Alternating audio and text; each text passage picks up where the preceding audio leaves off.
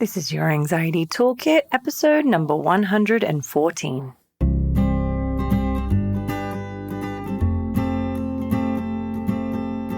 Welcome to Your Anxiety Toolkit. I'm your host, Kimberly Quinlan. This podcast is fueled by three main goals. The first goal is to provide you with some extra tools to help you manage your anxiety. Second goal, to inspire you. Anxiety doesn't get to decide how you live your life. And number three, and I leave the best for last, is to provide you with one big, fat virtual hug. Because experiencing anxiety ain't easy. If that sounds good to you, let's go.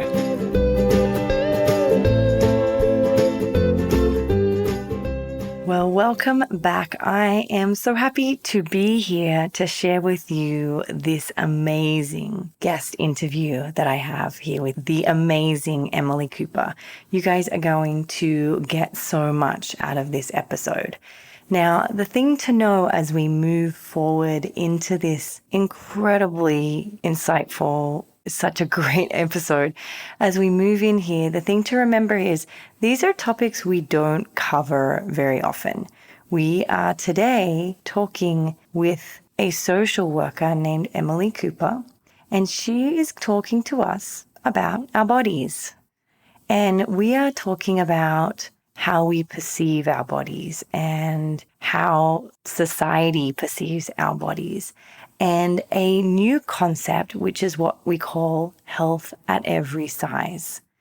Now, Emily Cooper is, as I said, a social worker. She works at a practice in Washington, and she is often on social media spreading the word about the importance of health at every size and body positivity and body neutrality and thin privilege. Now, I know this is a lot of terminology that might be new to you, but she does a beautiful job of sharing what these topics and these themes mean and breaks them apart so that you hopefully can start to really work through, if you're struggling with this area, is some of your own struggles that you have with accepting your body and being in your own body, no matter what size it is. So I'm not going to spend too much time here. I'm going to go straight into the episode. I'm so grateful to Emily Cooper for coming on and so beautifully sharing her amazing knowledge. So let's just go over to the episode, and I'll see you very soon.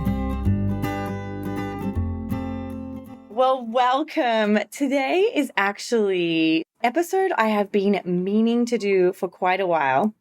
Even more exciting is a couple of conversations on the CBT school campus were about bodies and how society puts these expectations on us. And I promised them that I had an amazing guest coming on who is going to answer all those questions. So today I have Emily Cooper. Thank you so much for being here with us today. Thanks for having me. I am so excited. Yeah, this is great. This is great. So Emily, tell us a little bit quickly about, you, what your expertise are, and then at the end, we'll talk about where people can contact you. Sure. Yeah. So I am a therapist. My specialties have been working with eating disorders and women experiencing disordered eating and negative body image. So I have a history working in more intensive care units with eating disorders, and currently the past year I've been working just as a regular clinician. So it's been good. I really like it. It's good work to be done. And you're obviously so skilled at these conversations, which, is really fun. I see you on Instagram. It's so great to see it. So let's go straight into it. The main goal for me in this episode is to just talk about bodies. Let's just talk about bodies, expectations, all the things. So my first question is, what is the right body? Where there's these ideas and we hear it all the time, like goal weight and this is, goal size. And tell me, what is this right type of body? Basically, the right type of body is whatever body you've got. I think, obviously, this could be a much larger conversation, but we get a lot of messages about what the quote-unquote right body is, and there really is no right body.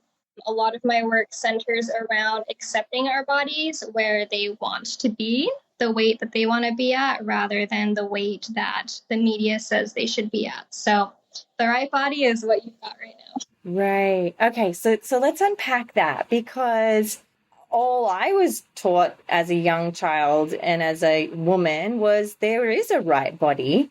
How is that wrong? Why is that wrong? What's going on, and why did I get taught that? Why did you get taught that? Why did we all get taught that? I know, right? Society has robbed us. Yeah, serious. Honestly, I was thinking about that, and it's such an interesting, bigger psychological question, if you will, because, why throughout time with, race or gender or any of these other, isms, if you will, why has society at one point decided, one person's skin color is better than another person's? And to that answer, to that question, I don't really know the answer. I don't know why or where it was that we decided that smaller bodies were better than bigger bodies, but it happened. And since it happened, that idea has been sold to us. And just going along with that, I think it's really interesting to even think about history and how way back when food was scarce, it was such a status symbol to be in a bigger body. And then as time has gone on, society just kind of changes what it chooses is the right body. And it's also just trivial. It's people just pointing at one body and saying, okay, for the next, however many years, that's what we should look like. Right. So I've had a couple of experiences with this in my life, because I've talked about this before on the podcast, but I remember everyone trying not to have a butt. I remember that being what was considered quote unquote right. You kind of don't want boobs and you kind of don't want butts and you kind of want to look like a boy. And I remember that being my goal, and then being so confused at wait, what? We want butts now? What changed? Why is this okay? What changed all of a sudden? And that's when I think I started to clue on to hang on, this is all just a story. Oh, yeah. This is all just, fake rules that were made up.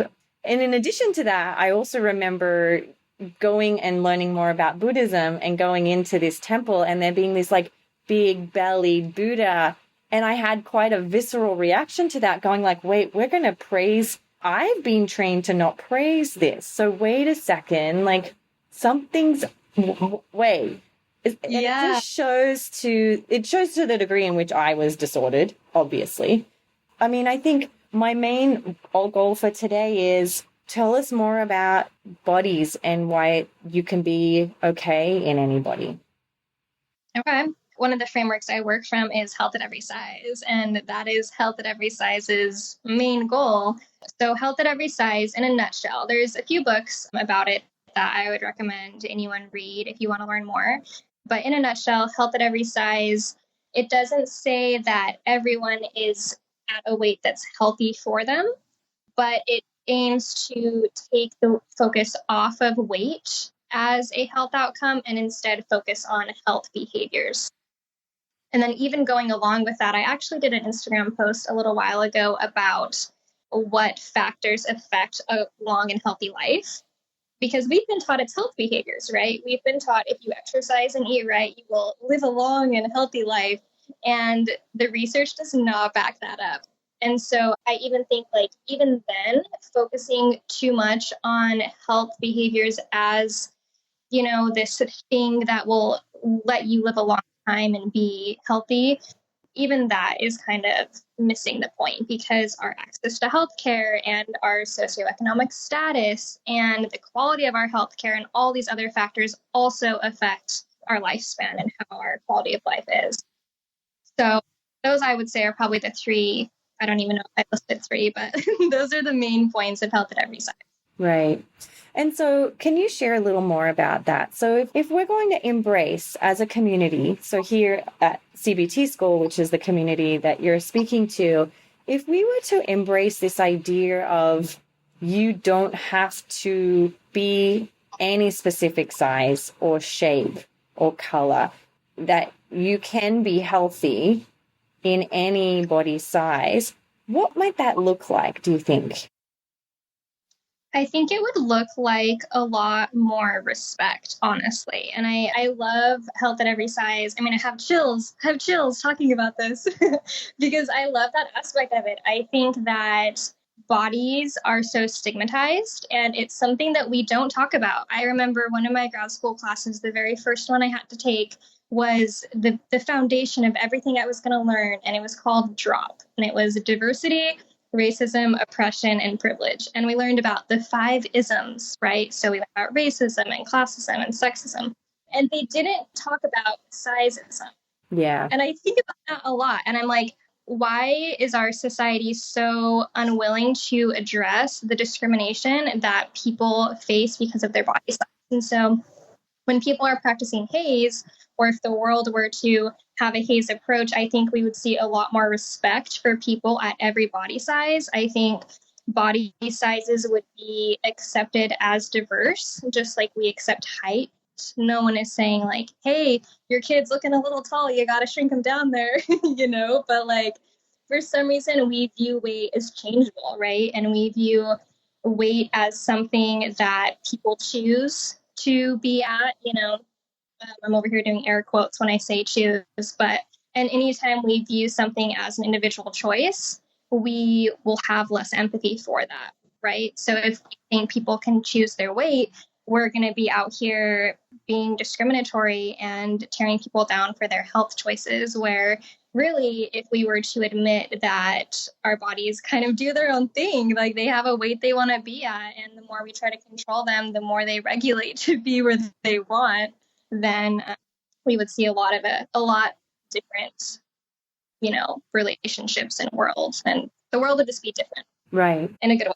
Right. And that's an interesting point, because when I'm speaking with my clients about this concept, particularly teenagers, I find, because I think that there's such an imprint and such a discussion around body size at that age, all the ages, but I see it a lot with the teens, is they'll say, I agree with you, Kimberly. I'd like to be at my baseline point, wherever my body wants to be.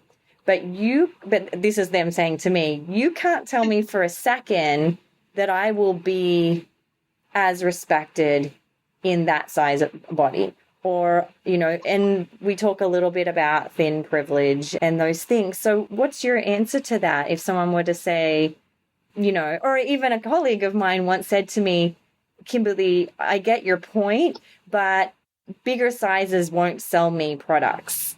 You know what I mean? What's your answer to that?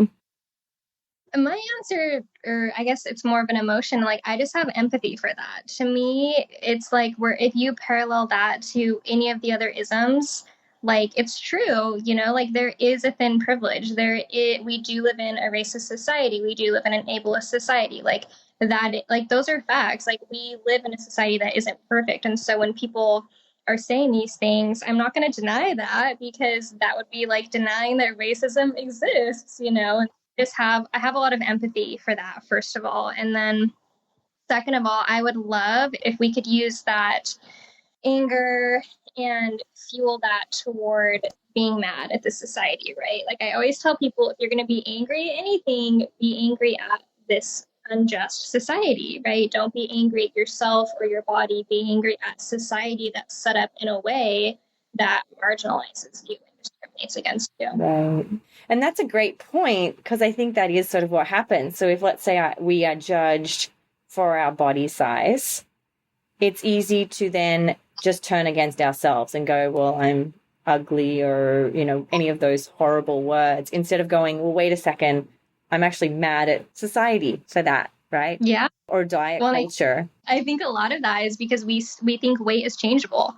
And if we think that we can change our body weight, then we're, of course, going to be mad at ourselves for failing.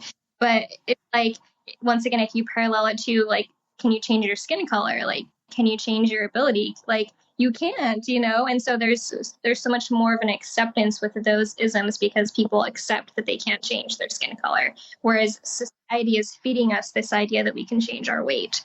So people tie anger inward, I think.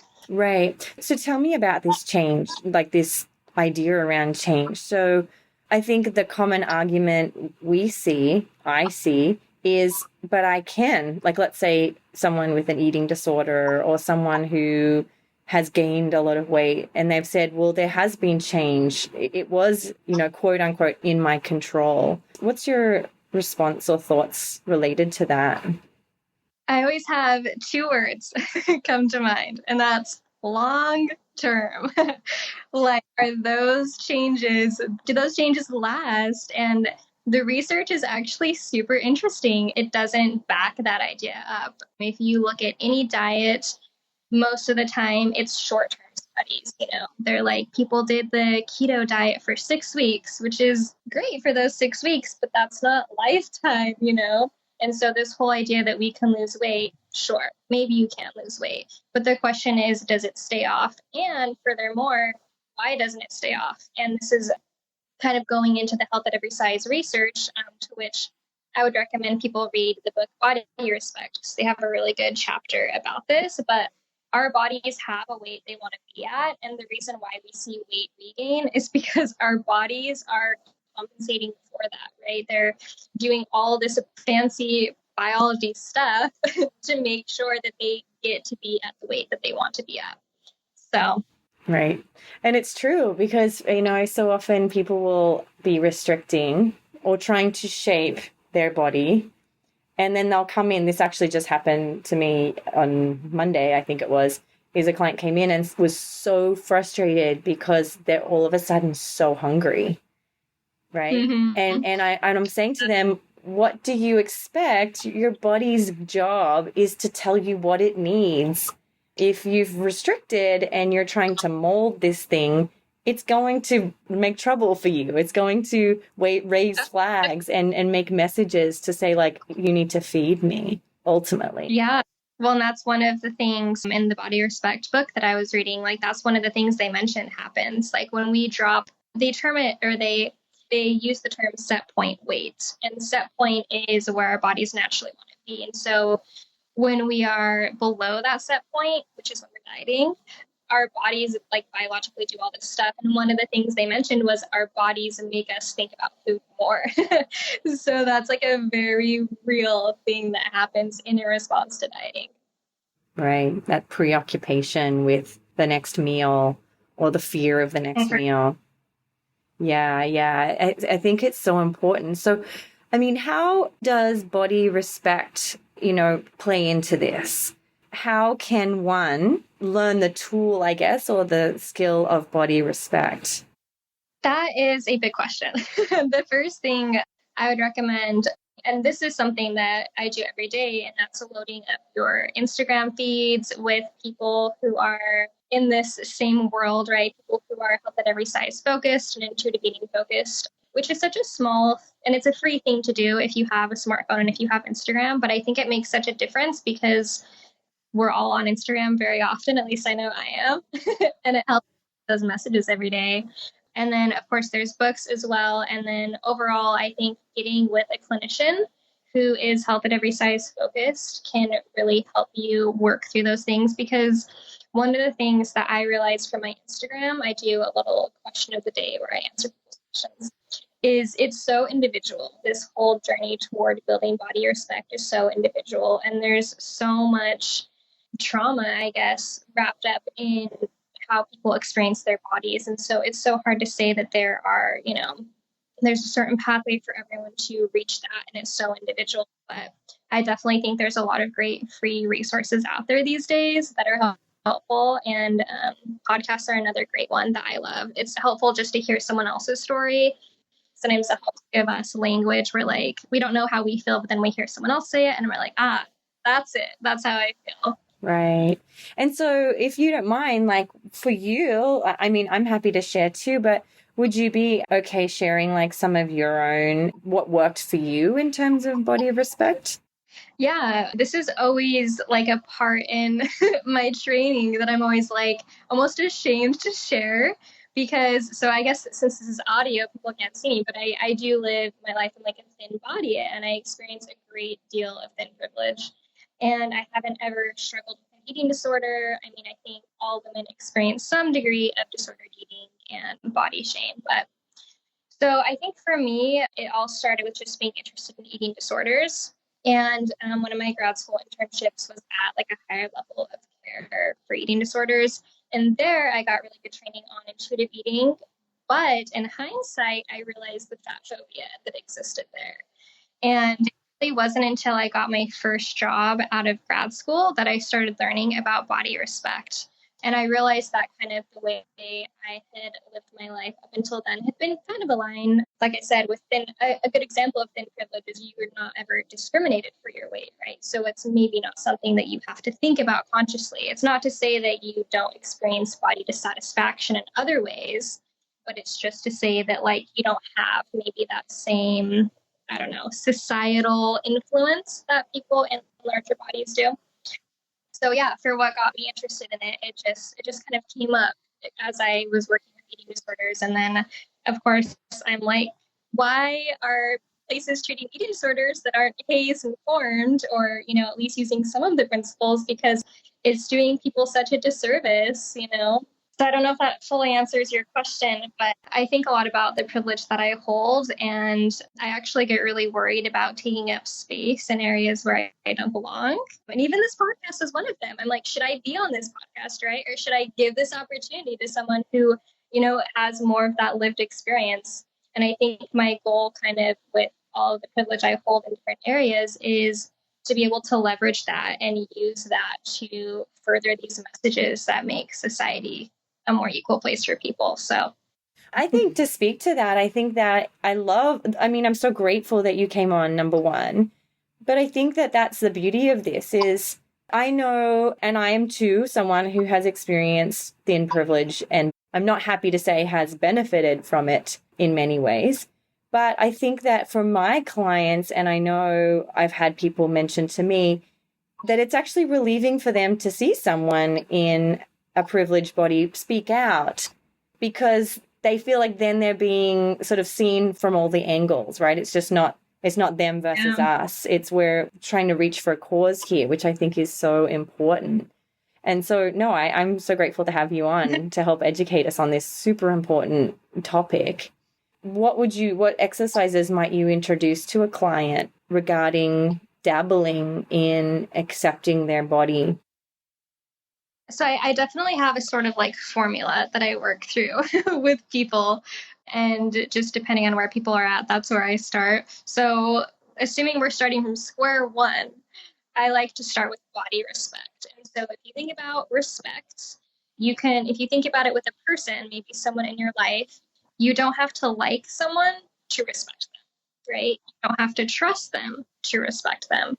You can just respect them. And so we don't have to like the way our bodies look.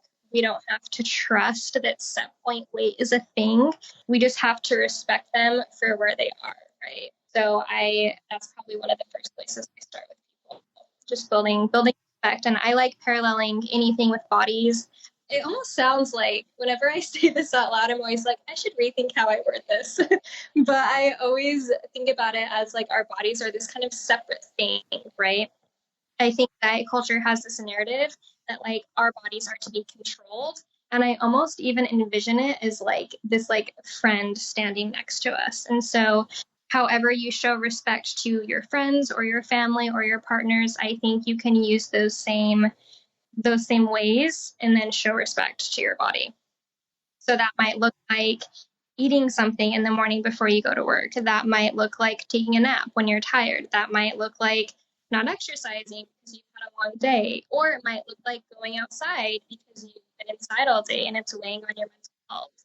That respect is different for everyone. Right. And even for me, one that comes up for me a lot with my clients is wearing clothes that you feel comfortable in. Yes. Right? Like we're constantly like pulling at our shirts and trying to cover up our muffin top I really come from a place, I remember in my own recovery being shocked at my therapist saying, no, just buying more clothes, like buy comfortable clothes. And I was sort of like, but what? Like, I'm allowed to do that? Yeah, you're allowed to wear comfortable clothes that don't cling to you and make you feel good in your body. That was a revelation for me. Oh, for sure. Well, and something that I see a lot in the clients I work with is they tend to view other people in a lot better of a light than they view themselves. And so they'll see someone else and they'll love that outfit, but then they think, well, I could never wear that. And if that's something that, you, the listener, identify with, then I think that's a great place to start. Give yourself the same respect you give other people who are living life in a similar body size. We wouldn't tell our friend, hey, you need to size down. You need to, squeeze yourself into this. We would just tell them to get what's comfortable. But for some reason, when we're talking to ourselves, we're so mean. We're the meanest person. Right. We really are. Or we won't buy new clothes because they might be a bit tight because we're going to insist on getting back to that lower size or, right? Yeah. It's fun. Yeah. Don't do that. Just buy the clothes that fit your body now. Yeah. And so from your experience, because I'm curious to hear, like, do you then move into body love, or is that not what you consider to be of high priority? What's the step from body respect? Yeah. So I've actually been rethinking this lately. I used to talk a lot about body positivity, and I still do like the idea of body positivity. And I also like the idea of body neutrality, which is just to say, I don't think our bodies should be the most interesting thing about us. And even body positivity to me can sometimes feel a little too much like focusing on how we look and defining ourselves by our body. So I really like this term body neutrality because to me it frees up this space, right? It creates a space where it's okay to not love parts of your body. You're not doing it wrong if you don't end up loving, that part of your body. It just means that you're just kind of whatever. And that's the word that always comes to my head. I just think whatever, like this is what it is. I don't love it. I don't hate it. It's just whatever. And I'm going to go move on with my life and do something that I love. I'm going to go hang out with my partner or my friends or do a hobby. Right. I really resonate with that. I want to tell a story quickly, but before we move on, can you just share what body positivity is for those who may never have heard that, being said before? Yeah, so body positivity is essentially celebrating bodies and their diversity. So viewing all bodies, I love the phrase, all bodies are good bodies. So we're not saying you got to be this weight. We're just saying all bodies are great and we celebrate that. All bodies are positive, ultimately. Good. Yeah. Okay, thank you for that. So I want to tell a funny story. A couple of weekends ago, I took my daughter to a mother-daughter weekend every year. She's 7. So she's at this very impressionable age where she's starting to notice things and be like cluing in. And I was sitting by the pool. We went to a water park and, I've got my tummy and my body isn't perfect. I'm very comfortable to say that. And she's like, why does your tummy do that thing? And then she kind of grabs it and kind of flops it around, you know what I mean? And it was interesting because I felt like everything stopped in that moment. I felt like she was at this crossroads where I could teach her how I was sort of, not that I was raised that way, but what I was exposed to, or I could open a new door for her. And that was literally my expression. I was like, I don't know, but I don't care. Like, whatever. Exactly. I was like, that's just what my body does. It's funny for me to see it through a 7-year-old young girl's mind of her. I could see she was looking at my tummy going, that's not what my Barbie has, and it's not what the cartoon lady has, and it's not what Cinderella has. And she's so confused at why my belly is doing what it's doing. But then for me to be like, yeah, but that's just what it does. Whatever. Like, you know what? I think that that is, I felt so good about that moment going, thank God I've come as far as I have to teach her that. And that's sort of that neutrality of like, it's a moot point. Yeah. Well, and that is reminding me, actually, I have so many thoughts, but I think like a power that we all hold is we can be that role model for someone, right? And that representation matters. We don't see those images of just, regular women or men with their regular bodies in TV and on Instagram. Like we're seeing a very curated, quote unquote, ideal body. And so I think there is such a power in anyone with anybody getting out there and just showing it. And I think that's also a good reframe. You don't have to love it, but like you're doing so much good by just letting your body be how it is. Like you're affecting people whether you know it or not. Yeah, I fully believe that. I really do. Again, I'll speak to this weekend. We're at the pool and there's this mom and she's literally doing cannonballs. Like she's jumping in and doing cannonballs. And oh my God, I felt healed watching her. You know what I mean? Because she didn't care. It had Oh nothing to yeah. do with her body. She was doing the biggest cannonballs. And I just feel like that's why this conversation matters, because it's almost as if, and this is what I'm curious to know your thoughts, is as you're saying, it doesn't matter if you like it. It's almost as if once you act like you don't care, you start to not care. Oh, for sure. I think that a good first step, like just do it. And this is a lot of what you say, like do the hard thing, like you don't have to be 100% in love with every aspect of your body to get into a swimsuit and go play with your kids, right? You have to get to a point where you're saying, this is going to be hard and whatever. I'm going to do the hard thing. I'm going to go jump in the pool and do cannonballs. Yeah. Another example I would give you is a client mentioned to me this week when we were talking about this, that on days when she feels fat, quote unquote, feels fat, are the days where she doesn't have the confidence to get in the pool. We live in Los Angeles, very, very hot. So, and we were talking about her decision making on what's happening on the days she does get in the pool, what's happening on the days she doesn't get in the pool. And she said it's very much determined by this feeling of being fat. How would you speak to that subject? Yeah, my first thought is, I guess, like, what's underneath that feeling fat, right?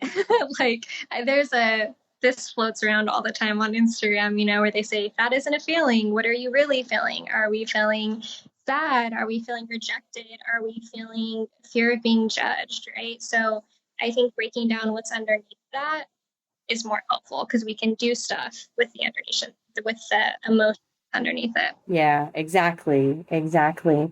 And what about, okay, so let's sort of talk about if they actually are bloated or, for whatever reason, not that this is even important, but how would you speak to that? Yeah, I'd be curious. Are they trying to pick up some boys at the pool, and they're worried they're going to be viewed unfavorably? Like, what's the fear underneath being bloated, right? Right. And kind of seeing what's underneath that and breaking that down. And I think you just hit it on the head, is there's just so much fear, Mm-hmm. right? There's So much fear around our bodies. And that's sort of really heartbreaking to me. It is. I mean, this might be a podcast for another day, but it kind of leads me to think into this question of like, who profits off of our fear, right? Who profits off of us not feeling enough? And that fear leads us to then ultimately go buy shapewear or the diet plan, and all of that is fueling this industry. And it just becomes this vicious cycle of us feeling fear and then being told, hey, that fear can go away if you just do this and, spend the money to do this. So, Yeah, no, I think that's a really valid point to bring up, for this podcast and the next one. Okay, so we're talking about these bigger issues, right? Like all bodies are good bodies and bodies don't actually matter that much regarding our worth and our value and so forth. I think that the presence of fear for a lot of my clients and for myself, I remember, is when generalized anxiety shows up and we don't have control. Body size is something we can control. And so we go there. yeah. I can't control my father. I can't control my mom. I can't control my teacher. I can't control my friends. But I can control this one thing. That's the theory, my body. So I will. Can you speak to that a little in terms of, your experience with that? Yeah. I 100% think that that's a thing that people think. And I mean, just taking it back to like weight-based discrimination, people don't want to feel that. And they say, okay, well, I can control my weight. I can control my body. I can make it look a certain way that's going to give me this result. And the thing that I always say is positive/healthy body image doesn't come from changing your body. And the evidence for that is in all of these people out there with, the quote unquote ideal body, and they still have eating disorders and they still have depression and anxiety. And we've been fed this lie that if we have a certain body, everything will fall into place. And that's just not true. And I say that as someone in a thin body, and I think that lie is what really keeps us focused on the wrong things. It keeps us focused on trying to fix, quote unquote, fix our body instead of trying to focus on our mental health and our mindset. Yeah, it's true. It's true. I think it's true for all mental health issues of like, if I can just get more Instagram followers, well, then I won't be depressed. Or if I can, find the right med, then I won't be panicking. Or, I think that there's a lot of if then statements and body falls under that. Absolutely. So powerful and so important. So is there anything, like, as we move towards finishing up, what's the main message here? If you can sort of wrap it up in a nice package. I think my main message would be that it's okay to not love your body and to focus on your mindset and your behaviors rather than on a certain weight. And that ultimately is what will lead you to a happier life. I'm so grateful that you've come on to touch on this. I promised myself I would be doing more of this stuff. And so you've helped me to fulfill that promise I made to myself. So thank you. Well, thanks for having me on. I've never done a podcast before, so this is good. And I have a great deal of anxiety doing this. And I was just thinking, who better to have anxiety while doing a podcast than with Kimberly Quinlan? You did a hard thing today. Congratulations. We celebrate you. Yes. You stared it in the face and you killed it. I love it. Thanks. Yeah, and these are important conversations to have. It's not as normalized as I would like it to be. So any awareness we can spread, I'm for it. Okay, thank you so much. How can people hear about you? I post probably the most on my Instagram, which is at Hey Emily Cooper. And I also just recently started a blog, which is heyemilycooper.com, that I am posting more on recently. And then I also practice out of Seattle, Washington, at Riverbank Therapy, if you want to come in. Riverbank Therapy. Mm-hmm. Great. Well, thank you. I'm thrilled. Thank you so much. So important. Thank you. Please note that this podcast or any other resources from cbtschool.com should not replace professional mental health care. If you feel you would benefit, please reach out to a provider in your area. Have a wonderful day and thank you for supporting cbtschool.com.